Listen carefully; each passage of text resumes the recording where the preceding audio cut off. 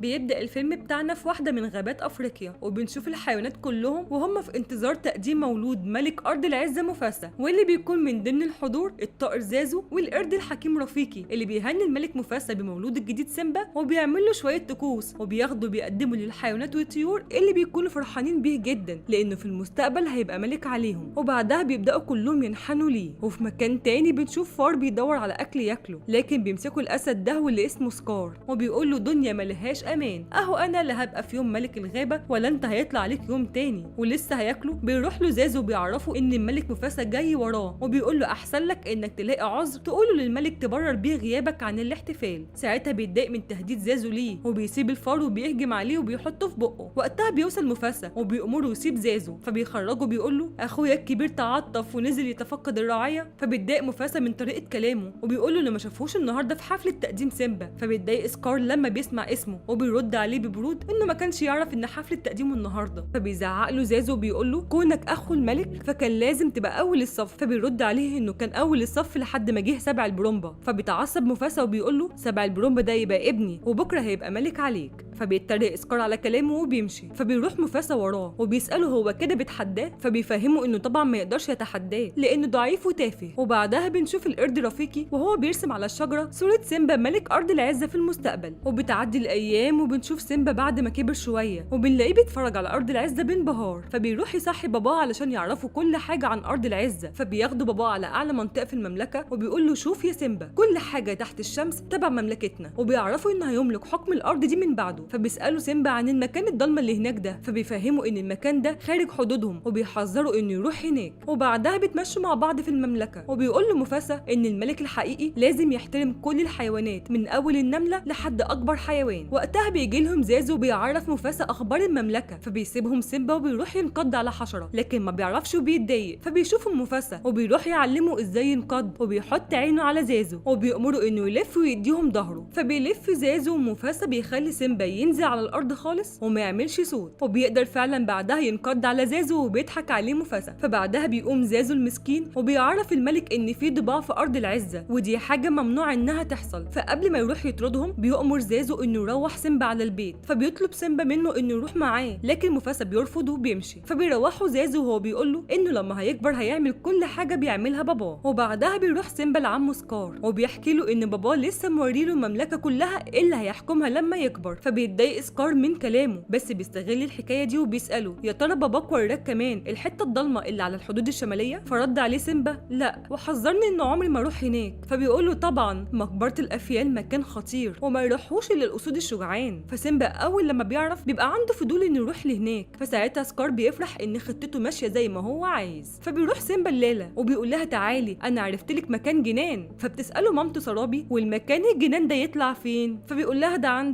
عند نبع الميه. فبتتضايق ليلى لان المكان ده مش جديد عليهم، بس بيعمل لها حركه بتفهم منها ليلى انه يعرف مكان بجد بس مش هينفع يقوله قدام مامته. فبيروحوا هما الاتنين يستأذنوها يروحوا يلعبوا عند نبع الميه. فبتوافق مامته بس بشرط انهم ياخدوا زازو معاهم. وفي الطريق بيعرفها سيمبا ان المكان اللي هو يعرفه اسمه مقبره الافيال. فبتتحمس ليلى جدا انها تروح لهناك. فبيقول لها انهم علشان يروحوا المكان ده لازم يخلصوا من زازو الاول. فبيغني هو وليلى وبيجمعوا الحيوانات وبيفضلوا كلهم يرقصوا وهم مبسوطين. ومره واحده بيقع وحيد القرن على زازو المسكين وبيقدروا هما الاتنين يزوغوا منه. وبعدها بيوصلوا لمقبره الافيال وبينبهروا بالمكان المرعب ده ولسه هيدخلوا جوه جمجمه فيل. بيلحقهم زازو وبيمنعهم وبيعرفوا منهم كلهم كده في خطر حقيقي. فبيتريق سيمبا وبيقول له انا بضحك في وش المخاطر. وقتها بيخرج لهم 3 ضباع فبيخاف منهم زازو وبيطلعوا يجروا كلهم لحد ما واحد فيهم بيمسك زازو. وبيكتشف سيمبا ساعتها ان زازو مش معاهم فبيرجع علشان ينقذه من ايديهم. فبيهجموا عليه هو وليلى وبيطلعوا يجروا وراهم لحد ما بيحاصروهم في مكان وبيقربوا منهم علشان ياكلوهم. ساعتها بيوصل مفاسا في الوقت المناسب وبينقض عليهم وبيحذرهم انهم ما يقربوش من ابنه تاني. فبيقولوا له ماشي وبيطلعوا يجروا من قدامه. بعدها بيقرب منه سيمبا وبيعتذر له لكن باباه بيبقى متضايق من اللي هو عمله جدا وبيمشي كلهم من المكان اللي سكار كان بيراقب منه كل اللي حصل. وفي الطريق مفاسا بيأمر زازو انه يروح ليلى على البيت علشان عايز يعلم ابنه درس. وبعد ما بيمشوا بينده عليه وبيقول له انه خاب امله فيه لانه تعمد يعصى امره وكمان عرض حياه ليلى للخطر. فبيحس سيمبا بالكسوف من اللي هو عمله وبيقول له انه هو بس كان عايز يبقى شجاع زيه. فبيرد عليه انه بيبقى شجاع لما بتحكمه الظروف وبيعرفوا انه كان خايف عليه جدا النهارده لحسن يفقده. فبيفرح سيمبا بحب باباه ليه، وبيلعبوا هما الاتنين مع بعض. فبيقول سيمبا لباباه انهم اصحاب وانهم هيفضلوا مع بعض على طول. فبيقول لمفاسا ان وقت ما تحس بالوحده بص للنجوم وتخيل ان ملوك الماضي شايفينك من خلالها. وفي الوقت ده سكار بيروح للضباع وهو متضايق منهم لانهم ما قدروش يخلصوا على سيمبا. فبيفهموه انهم ما قدروش يخلصوا عليه لانه ما كانش لوحده. فبيعرفهم سكار ان الخطه اللي جايه هيقتلوا فيها مفاسا. فطبعا كلهم بينصدموا. فبيوعدهم انهم لو ساعدوه انه يخلص من مفاسا ساعتها هو هيحكم ارض العزه وهيخلي كل الضباع تعيش مع باقي الحيوانات. وبيوعدهم كمان انه يخلصهم من الجوع. فكل الضباع بتفرح وبيحيوا الزعيم بتاعهم. وتاني يوم الصبح سكار بياخد سيمبا وبيوقفه على صخره وبيقول له خليك هنا علشان باباك محضر لك مفاجاه جنان. فسيمبا بيبقى عنده فضول يعرف ايه هي المفاجاه، لكن سكار بيرفض يقول له حاجه وبيحذره انه يتحرك من المكان وبيسيبه وبيمشي علشان يروح يدي اشاره للضباع انهم يبداوا ينفذوا الخطه. فبيهجموا كلهم على قطيع البقر الوحشي وبيخلوهم يطلعوا يجروا كلهم ناحيه المكان اللي فيه سيمبا. فسيمبا اول لما بيشوفهم بيخاف وبيطلع يجري باقصى سرعه عنده علشان ينقذ نفسه. ومن الناحيه التانيه بيروح يعرف سكار مفاسا ان القطيع بيجروا في الممر اللي فيه سيمبا. فبيجري مفاسا بسرعه لهناك وبيكون معاه سكار وزازو اللي راح يطمن سيمبا ان باباه جاي له في الطريق. وبعدها بيروح يعرف مفاسا مكان سيمبا. وقتها بيخاف زازو عليهم جدا فبيقول لسكار انه هيروح يطلب نجده. فبيخبطوا سكار في الجبل فبيقع زازو وبيغمى عليه. اما مفاسا فبيقدر ينقذ سيمبا وبيحطه في مكان امان. بس القطيع بعدها بيوقعوه فسيمبا بيخاف عليه وما بيكونش شايفه خالص. بس بعدها بيظهر وبينط على الجبل علشان ينقذ نفسه. فبيطمن سيمبا وبيروح يشوفه من الناحيه التانيه. وقتها مفاسا بيحس بالخطر وبيطلب من اخوه انه ينقذه، لكن اخوه بيغدر بيه وبيرميه من على الجبل. ساعتها بيشوفوا سيمبا وبيفضل يصرخ وبعدها بينزل له وبيلاقيه مرمي على الارض. فبيخاف سيمبا وبيروح يطلب منه يصحى ويروح معاه على البيت. ولما بيلاقيه مش بيرد عليه بيفهم انه مات،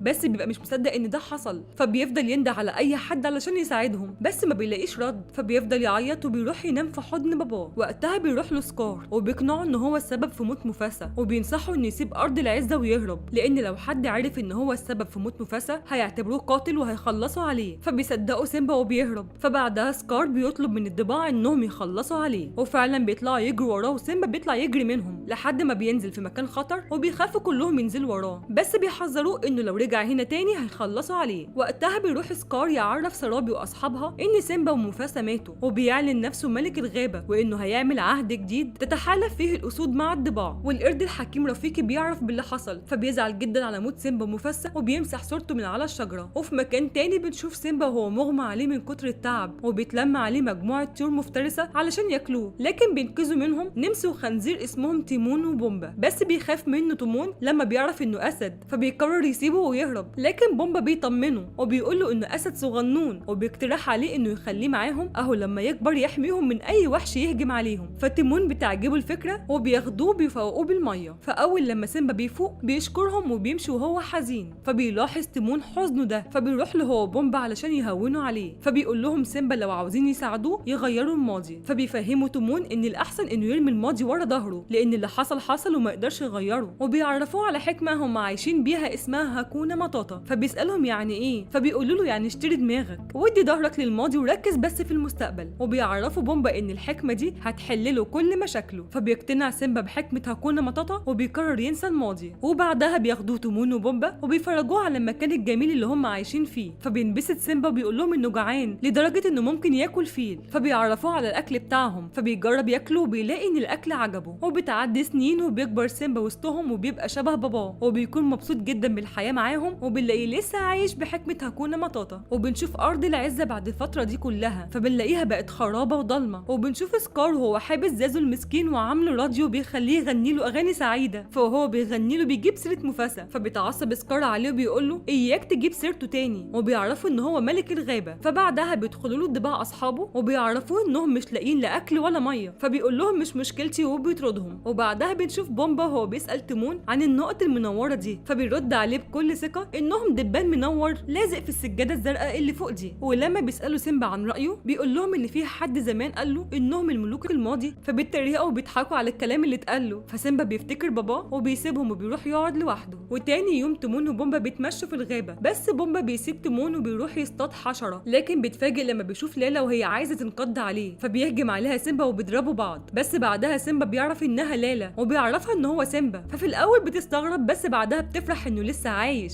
وبيعرف تيمون وبومبا على لالا صاحبته اللي بتقول لسيمبا ان الدنيا هتتقلب لما الكل يعرف تعرف انه لسه عايش وخصوصا مامته. فبيقول لها سيمبا ان مش لازم حد يعرف عنه حاجه. فبتقول له ليه؟ طالما انك عايش فده معناه انك انت الملك. فبيتعصب عليها بيقول لها انه مش الملك. فبتطلب لالا من تيمون وبومبا انهم يسيبوهم لوحدهم. فبعد ما بيمشوا بتساله طالما انت عايش الفتره دي كلها ليه ما رجعتش لارض العزه؟ فبيقول لها انه بعد علشان يعتمد على نفسه. فبتقول له بس احنا كلنا محتاجينك، انت الملك. فبيرجع يقول لها تاني انه مش الملك وسكار هو الملك. فبتعرفه ان سكار ساب الضباع يستولوا على ارضهم اللي بقت خراب وما فيهاش لا اكل ولا ميه، وبتطلب منه انه يتدخل بسرعه قبل ما تحصل مجاعه. فبيرفض سيمبا انه يرجع. فبتساله ليه؟ فبيرفض يعرفها اي حاجه. فبتنصدم لالا فيه وبتقول له انه مش سيمبا اللي هي تعرفه وبتمشي. وبالليل بيظهر لسيمبا القرد الحكيم رفيقي وبيروح يقول له انه عارف انه سيمبا ابن مفاسا، وبيقول له كمان ان هو عارف مكان مفاسا. فبتحمس سيمبا جدا انه يروح يشوفه. فبيطلب منه انه يجي وراه. فبيجري وراه سيمبا لحد ما بيوصل القرد رفيقي لبحيره وبيطلب منه انه يبص فيها. فبيبص سيمبا وبيشوف باباه. فبيقول له القرد رفيقي ان باباه عايش جواه. فبيبص بعدها سيمبا للنجوم فبيشوف باباه وهو بيقول له تذكر انت مين، انت الملك الحقيقي. وبعدها بيختفي. فبيقول للقرد رفيقي انه مش عايز يرجع علشان الماضي بيألمه. فبيضربه. فبيسأله انت بتألمني ليه؟ فبيقول له ما يهمكش ده كان في الماضي. وبيعلمه درس وهو ان الماضي ممكن يوجع، فيا اما تهرب منه يا اما تتعلم منه. فساعتها بيتشجع سيمبا وبيعرفوا انه راجع لارض العزه. فبيفرح القرد الحكيم رفيقي جدا وبيروح يعرف تيمون ولالا وبومبا ان سيمبا راح يواجه عمه. فتيمون ما بيكونش فاهم حاجه. فبتفهمه لالا ان سيمبا رايح يحارب عمه سكار علشان يسترد ارضه. وبنشوف سيمبا بعد ما رجع لارض العزه وبتفاجئ ان المكان فعلا بقى خراب ومبقاش فيه ولا زرع ولا نور زي زمان. ساعتها بتوصل لالا وبتساله ايه اللي رجعه. فبيقول لها ان دي مملكته ولازم يحميها. فبتفرح وبتعرفوا ان هي وتيمون وبومبا هيساعدوه. فبيطلب من تيمون وبومبا انهم يروحوا يشغلوا الضباع اللي واقفين قدام بيت سكار. فبيعملوا كده وبينجح سيمبا ولالا انهم يعدوا. فبعدها بيطلب سيمبا من لالا انها تروح تنده لمامته واصحابها. بس بعدها بيتفاجئ بسكار وهو بيزعق لمامته وبيضربها. فساعتها سيمبا بيزقر وبيروح لمامته اللي كانت فاكراه مفاسا بس هو بيعرفها ان هو سيمبا. فبيتضايق سكار انه لسه عايش وبيبص بغيظ للضباع. فبعدها بيقرب منه سيمبا بيخيره يا اما يتنازل عن الحكم يا اما يحارب. فبيروح سكار يعرف سرابي واصحابها ان سيمبا هو السبب في موت مفاسا وبيقول قدام الكل ان هو قاتل. وبيفضل يقرب منه وهو بيقول له ان لولا اللي عمله كان زمان مفاسا عايش. وبيفضل سيمبا يرجع لحد ما بيقع من على حافه الجبل. فالضباع بتولع نار من تحتيه وبيعرفوا سكار قبل ما يموت انه موت مفاسا بنفس الطريقه دي. فبينط سيمبا وبيهجم عليه وبيجبره يعترف قدام الكل انه هو اللي قتل مفاسا. وفعلا بيعترف وبعدها بتقوم حرب بين الاسود والضباع وبيدخل فيها تيمون وبومبا وكمان القرد رفيقي. فسيمبا بيسيب الحرب وبيدور على سكار اللي بيلاقيه كان عايز يهرب. فبيجري وراه وبيلحقه وبيقرب منه علشان يخلص عليه. فسكار بيخاف وبيترجاه ما يقتلوش. والضباع بيسمعوه وهو بيقول ان الخطه اللي خلص بيها على مفاسا كانت خطه الضباع. فسيمبا ما بيصدقهوش وبيقول له انه مش هيقتله على شرط انه يمشي ويسيب ارض العزه. فبيوافق سكار وبيمشي من قدامه بمنتهى الهدوء ومره واحده بيغدر بيه. فبيهجم عليه سيمبا وبيضربه وسكار بيقدر يوقعه وبعدها بيهجم عليه بس سيمبا برجليه بيوقعه من على الجبل بس ما بيحصلوش حاجه. وبيروحوا له الضباع وبيتفاجئوا لما بيلاقوه بيقول لهم يا اصدقائي. فبيتريقوا على الكلمه وبيهجموا عليه وبياكلوه. وبعدها بيعلن سيمبا نفسه ملك الغابه. وبتعدي سنين وبترجع ارض العزه زي ما كانت وسيمبا بيتجوز لالا وبيخلفوا شبل صغير بيحتفلوا بيه.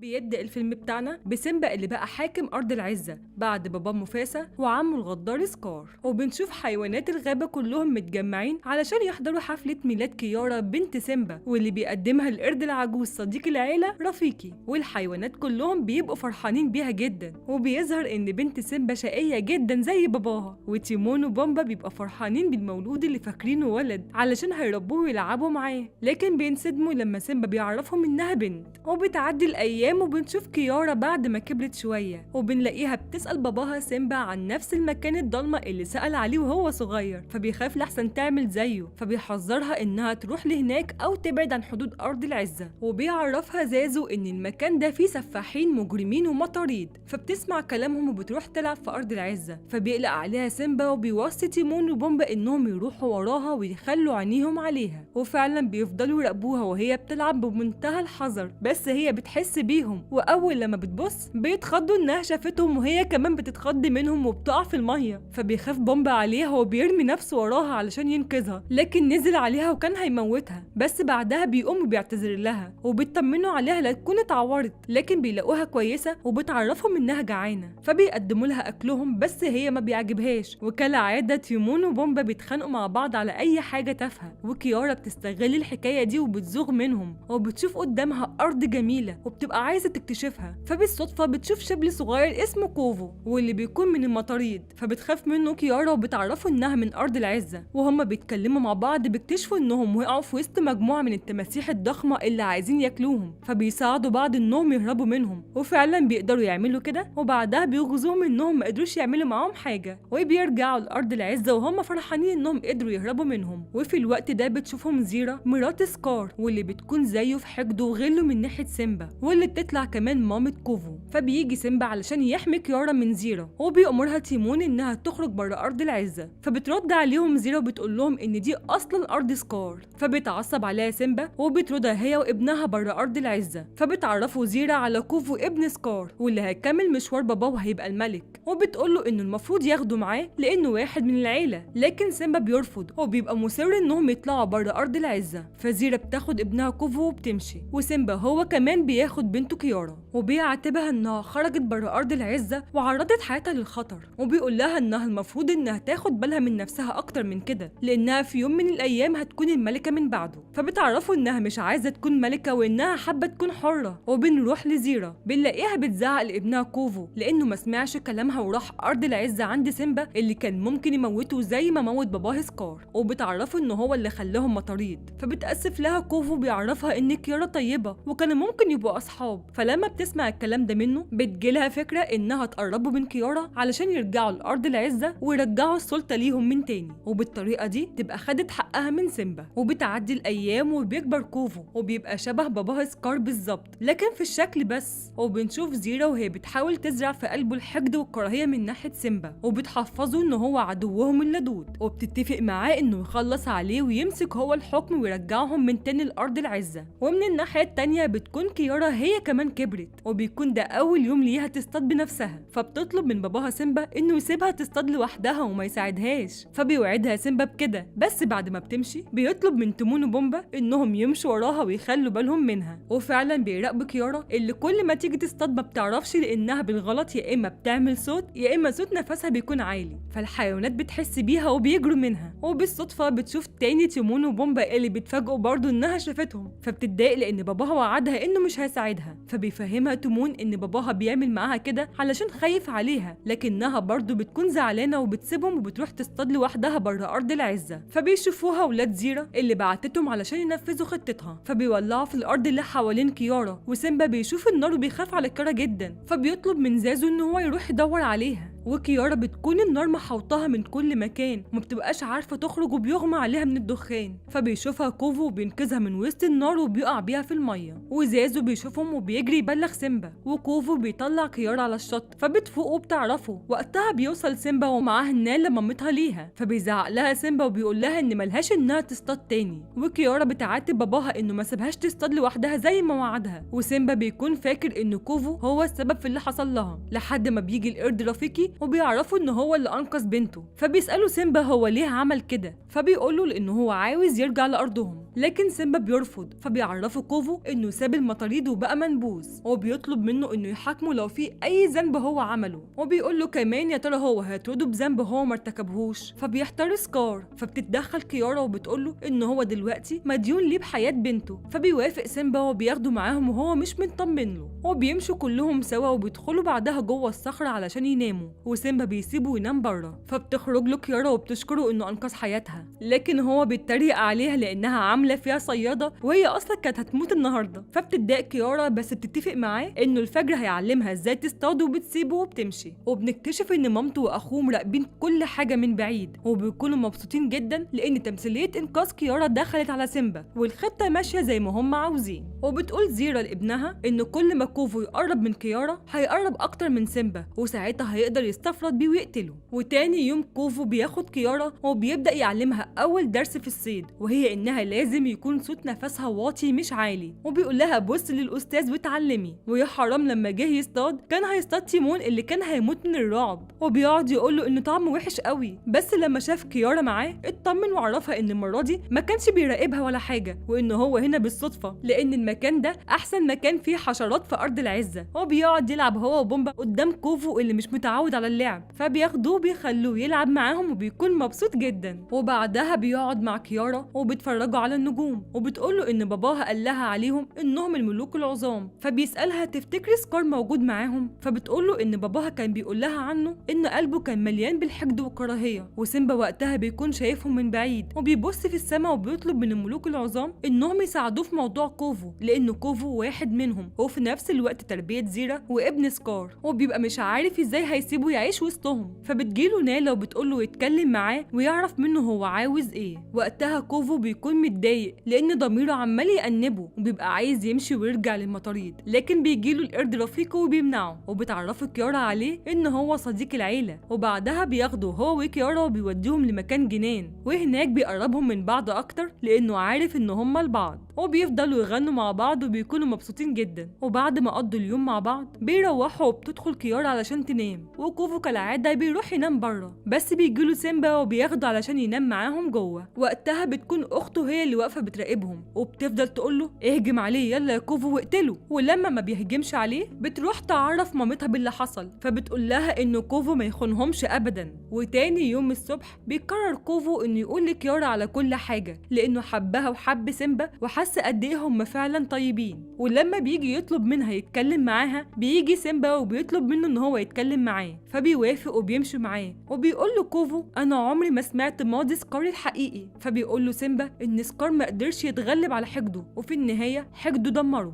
بعدها بتفاجئ سيمبا بزيرا وكل المطاريد محاوطينه، وبتشكر زيرا كوفو بتقول له عفارم عليك يا كوفو، عملت كل حاجة زي ما خططنا تمام. فبيفهم سيمبا إن في مؤامرة اتعملت عليه. وقتها كوفو بيحاول يبرئ نفسه وبيقول لسيمبا إنه ملهوش دعوة باللي بيحصل ده، لكن بعدها بيهجموا كلهم عليه علشان يموتوه. ولما كوفو بيروح يدافع عنه بيضربوه جامد فبيقع وبيغمى عليه. فبيجري سيمبا منهم وبيطلع على الجبل، وبيطلع وراه أخو كوفو علشان يقتله ويكسب ثقة مامته فيه، لكن بيقع وبيموت. وبيقدر سيمبا يهرب ويرجع لأرض العزة وهو تعبان جدا. وبتشوفه نالا وبتطلب من زازو يروح يجيب مساعدة، فبيقول لها سيمبا إن كوفو خدعه وبيغمى عليه. فبيجي بومبا وبيشيله وبيروح بيه. وقتها زيرا بتتهم كوفو إنه السبب في موت أخوه، ولما بيجي يدافع عن نفسه بتضربه. فبيتضايق وبيقول لها إنه ما عملش حاجة، فبتقول له عشان ما عملتش حاجة من اللي اتفقنا عليها يبقى أنت كده خنت سكار. فبيفهم إنها تقصد تنفيذ الخطة، فبيقول لها إن علاقته بالموضوع ده انتهت وبيسيبها وبيمشي. فبتتضايق زيرا منه وبتقول لأصحابها إن سيمبا عرف يكسب كوفو في صفه، وبتقرر إنهم يهجموا عليه في أرض العزة لأنها عارفة إن سيمبا دلوقتي مجروح وتعبان وهتقدر تاخد منه المملكة بمنتهى السهولة. ولما بيوصل كوفو لأرض العزة بيلاقي كل الحيوانات متضايقين منه، وبيقابل سيمبا وبيحاول يفهمه الحقيقة، لكن سيمبا ما بيدلوش فرصة وبيطرده. فبتزعل كيارا عشانه وبتطلب من باباها إنه يسمعه، لكن سيمبا بيرفض. فبيجري كوفو وهو حاسس بالظلم، فسيمبا بيقول لكيارا إنه استغلها علشان يوصله، فبتفهمه إنه ما عملش كده وإنه حبها فعلا. فبيزعق لها سيمبا وبيأمرها إنها تدخل الصخرة وما تخرجش بره أبدا. فبتمشي كيارا وهي بتقوله إنه عمره ما هيبقى مفاسة. بس بعدها كيارا بتقدر تهرب وبتروح تدور على كوفو اللي بيشوفها وهي كمان بتشوفه، وبيبقوا فرحانين إنهم اتجمعوا من تاني. وبيطلب كوفو منها إنهم يهربوا سوا ويبدأوا حياتهم في مكان تاني. بس كيارا ما بترضاش تبعد عن أهلها وبتقنعه إنهم يرجعوا لأرض العزة لأن دي أرضهم، ولو هربوا العداوة اللي ما بين العيلتين مش هتنتهي أبدا. فبيقتنع كوفو بكلامها وبيرجع معاها. وفي الوقت ده بتكون زيرا وكل المطاريد في طريقهم لسيمبا علشان يحاربوه. وقتها بيكتشف سيمبا إن كيارا مش موجودة، فبيشوف زازو بمطاريد وبيروح يعرف الملك إن زيرا ومطاريد جايين يحاربوهم. فبيقول له يروح يدور على كيارا وهو هينظم صفوفهم. وبيوصلوا المطاريد وبيقفوا قصاد بعض، وزيرا بتبقى مبسوطة لأن أخيرا جه اليوم اللي بتحلم بيه علشان تموت سيمبا وترجع هي وأصحابها لأرض العزة من تاني. فبيديها سيمبا فرصة إنها تمشي بسلام هي واللي معاها، لكن طبعا زيرا ما بترضاش وبتبدأ المعركة ما بينهم وبيفضلوا يحاربوا بعض. ولما تيمون وبومبا بيحاولوا بيحاولوا يساعدوهم في معركتهم ما بيعرفوش وبيطلعوا يجروا منهم. وقتها بترجع كيارا وكوفو وبيشوفوهم هما بيحاربوا بعض، فبيروحوا بسرعة يمنعوهم. وبتقف كيارا في وش باباها وبتفكروا بانهم كلهم واحد. وكوفو هو كمان بيقف في وش مامته وبيقول لها انه مش هيسمح لها انها تأذي سيمبا وكيارا طول ما هو عايش. وبتفضل كيارا تقنع باباها ان جه الوقت اللي يتوحدوا فيه ويعيشوا مع بعض في سلام. فبيقتنع سيمبا بكلامها وبيحضنها، لكن زيرا بتكون ليها رأي تاني وبتطلب من بنتها انها تهجم عليهم. لكن بنتها بتقول لها ان كيارا عندها حق وكفايه اول حد كده، وبتنضم لسيمبا هي وكل اللي معاها. فبيطلب سيمبا من زيرا انها تنسى الماضي وترميه ورا ظهرها، لكن ما بترضاش وبتهجم عليه. فكيارا بتهجم عليها وبيقعوا هما الاتنين من فوق الجبل، لكن كيارا بتقدر تمسك في الصخور وما بتقعش. اما زيرا فبتقع في النهر وبتموت. وسيمبا بيطلع كيارا وبيحضنها وبيرجع هو وباقي الاسود على ارض العزه. وتيمون وبومبا بيتاثروا بقصه حب كيارا وكوفو وبيفضلوا يعيطوا. وبيقفوا هما الاربعه على صخره العزه وكل الحيوانات بتحييهم وبيعيشوا كلهم في حب وسلام.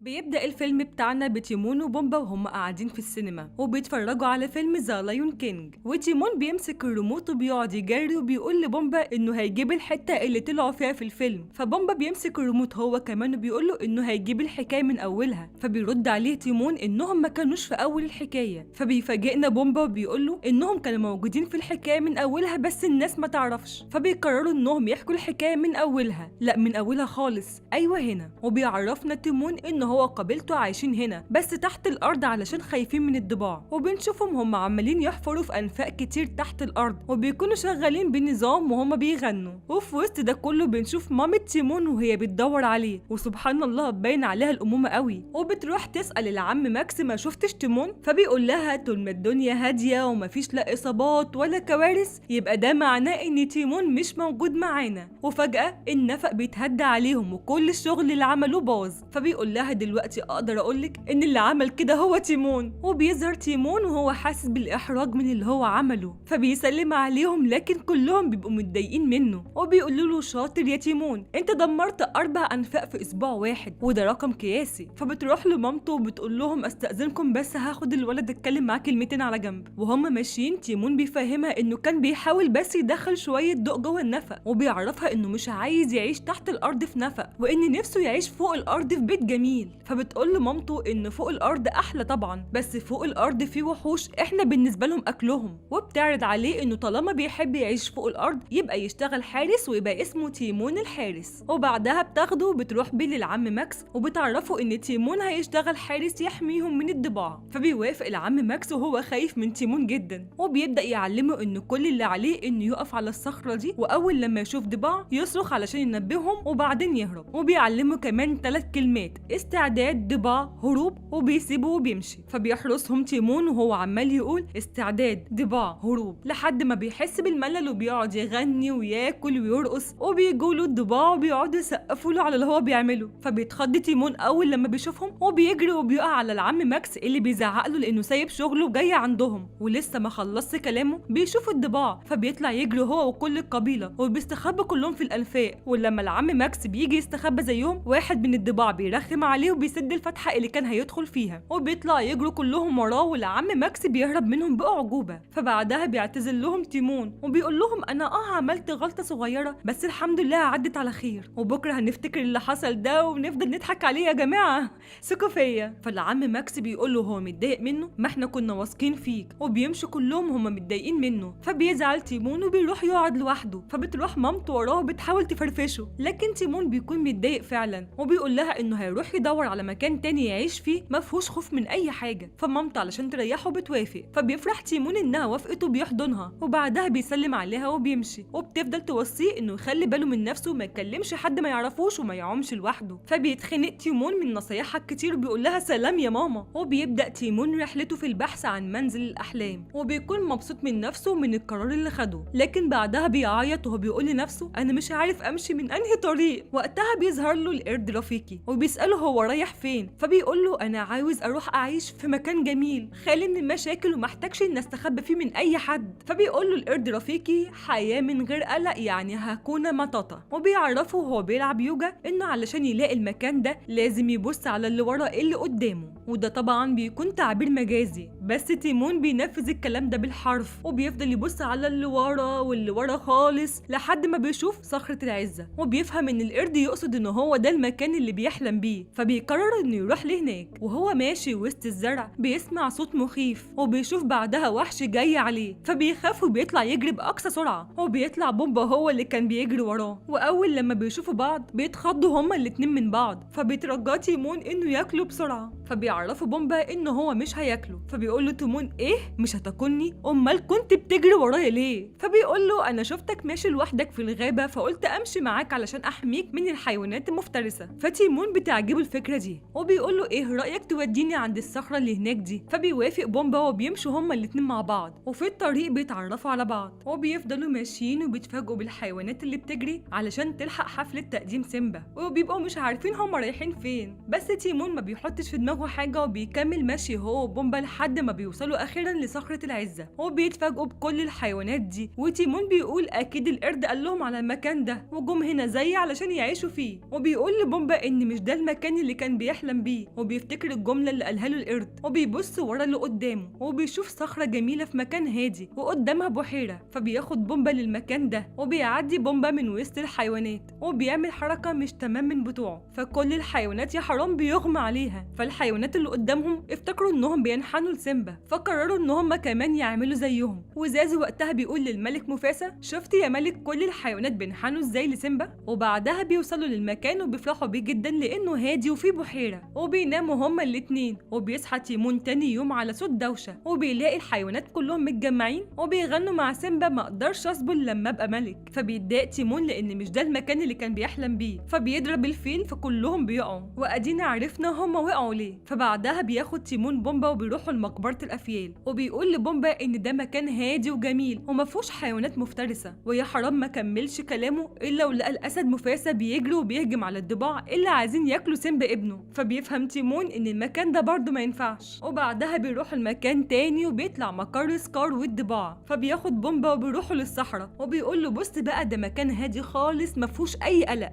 لكن بيتفاجئوا بقطيع البقر اللي بيجروا ناحيتهم واللي بسببهم مفاسا مات، فبيخافوا طبعا وبيطلعوا يجروا وبيقعوا من فوق الشلال، والحمد لله ما بيحصل لهمش حاجه. وبعد ما بيطلعوا من الميه بومبا بيعترف لتيمون انه ملهوش اصحاب خالص وانه عاش طول عمره وحيد، فبيطمنوا تيمون انه عمره ما هيسيبه وهيفضلوا اصحاب على طول. فبيفرح بومبا بالكلام ده، وبيناموا بعدها هما الاتنين. ولما بيصحوا بيكتشفوا انهم في مكان تحفه هادي مفهوش حيوانات والاكل بالهبل، وكمان في شلالات وميه سخنه، فبيقرروا طبعا انهم هيعيشوا في المكان ده. فتيمون بيقول لبومبا ان هو ده المكان اللي كان بيحلم بيه، وبيحتفلوا بالمكان وبيغنوا اغنيه هاكونا ماتاتا. وفي الوقت ده بتكون مامة تيمون بتسأل القرد رفيقة عنه، فبيعرفها انه قابله ولقاه بيدور على مكان مفهوش قلق، فنصحه انه يبص على اللي ورا اللي قدامه. فبتقول له يخرب بيتك انت ما تعرفش ان الواد تيمون ده هبل؟ ده تيمون ده بينفذ الكلام بالحرف. وبتطلب من العم ماكس انهم يروحوا يدوروا عليه. وبنرجع لتيمون وبومبا بنلاقيهم بيجروا علشان ينقذوا حد من النسور اللي عايزه تاكله، وبيكتشفوا طبعا ان هو الاسد سيمبا الصغنون، وبيقرروا انهم يربوه معاهم. وبيعرفنا تيمون ان انقاذ سيمبا دي حاجه سهله، انما الصعب فعلا هي التربيه. وبنشوف تيمون هو بيصحى كل ليله كذا مره علشان يدخل سيمبا الحمام، ولما كان بيحلم احلام وحشه كانوا بيخلوه ينام في حضنهم، وانه لما كان بيحب يتسلى كان بيتسلى بتيمون، وقد ايه تعبوا قوي علشان يحافظوا عليه من المخاطر. وبيفضلوا على الحال ده لحد ما سيمبا كبر شويه، وبيدخل مسابقه ضد تيمون على مين فيهم هيشفط قواقع اكتر. وبتبدا المسابقه وكالعاده بيخسر تيمون، وبتعدي الايام وبيكبر سيمبا، وهما اللي بقوا بيناموا في حضنه وبيكونوا عايشين تحت حمايته. وبيجي اليوم اللي بيقابل فيه سيمبا نالا صاحبته، وبيحس تيمون بالخطر منها لانها هتاخد سيمبا منهم وهتشغله عنهم، فبيعملوا محاولات كتير علشان يبعدوهم عن بعض، لكن بيحصل العكس وبالغلط بيعملهم جو رومانسي جميل. وفي النهايه بيكتشفوا ان سيمبا صاحبهم خلاص وقع في الحب، وبيكونوا زعلانين جدا لحد ما بيسمعوا نالا وهي بتتخانق مع سيمبا علشان عايزاه يواجه عمه ويبقى الملك، فبيفرحوا انهم سابوا بعض وبيناموا وهم مبسوطين. وتاني يوم بتصحيهم نالا وبتعرفهم ان سيمبا راح راح يواجه عمه سكار علشان يسترد ارضه ويبقى الملك، وبتقول لهم كمان ان سيمبا محتاج لنا دلوقتي وبتسيبهم وبتروح له. فتيمون بيرفض يروح وراها، لكن بومبا بيكون ليه رأي تاني وبيحاول يقنع تيمون انه يروح يساعد سيمبا، بس لما بيلاقيش امل بيقرر يروح لسيمبا من غيره. فتيمون بيقول له بس يا بومبا هو اللي سابنا والصحاب ما بيسيبوش بعض. فقال له انا كنت هقول لك نفس الكلمه، وبيسيبه وبيروح لصاحبه. وبيفضل تيمون قاعد لوحده وبيحس ان مفيش هاكونا ماتاتا من غير اصحابه، فبيروح يلحق بومبا اللي كان بيجري بالراحه خالص. وهنا بيوقف تيمون الفيلم وبيسال بومبا انت كنت بتجري كده ليه؟ فقال له علشان تحصلني، ما انا عارف انك مش هتسيب اصحابك.